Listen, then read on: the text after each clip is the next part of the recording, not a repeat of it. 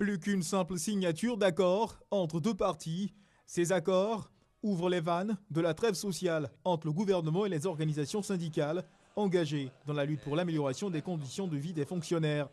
Après 8 mois d'intenses négociations, 8 mois de chants discordants entre syndicats, des fonctionnaires et gouvernement, 8 mois de médiation pour trouver une issue favorable pour les deux parties, voici venu le temps de l'entente. Sur les 6 points de revendication formulés par les syndicats des travailleurs, le gouvernement a donné son accord formel pour la prise en compte de 5 de ses préoccupations, malgré des contraintes financières.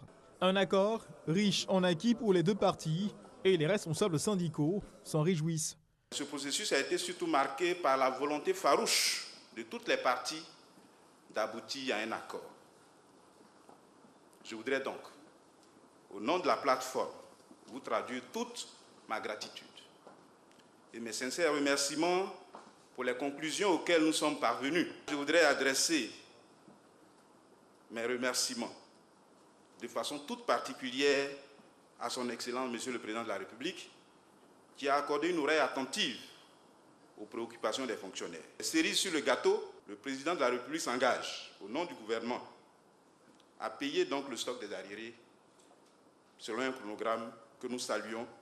Pour ce qui concerne le paiement du stock des arriérés, 70% de ce montant seront payés à partir de 2018 sur une période de 5 ans. Les 30 autres % seront payés sur 3 ans à partir de 2023.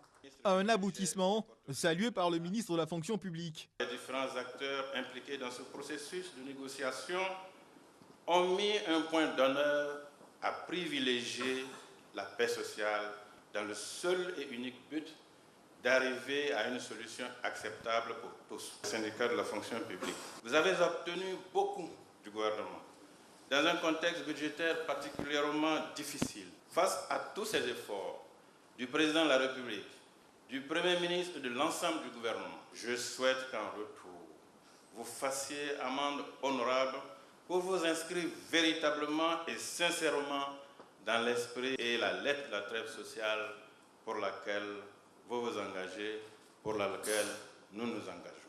La voie du dialogue et de la concertation, une option toujours encouragée par le chef de l'État, a réaffirmé le Premier ministre Amadou Gon Coulibaly. Je voudrais adresser toute notre gratitude au Président de la République, Son Excellence M. Alassane Ouattara, dont l'attachement à la paix et à la cohésion sociale, ainsi que la ferme volonté de travailler à la résolution des problèmes des travailleurs, ont facilité grandement la mission du gouvernement qui a pu bénéficier de son engagement personnel dans le traitement de ce dossier.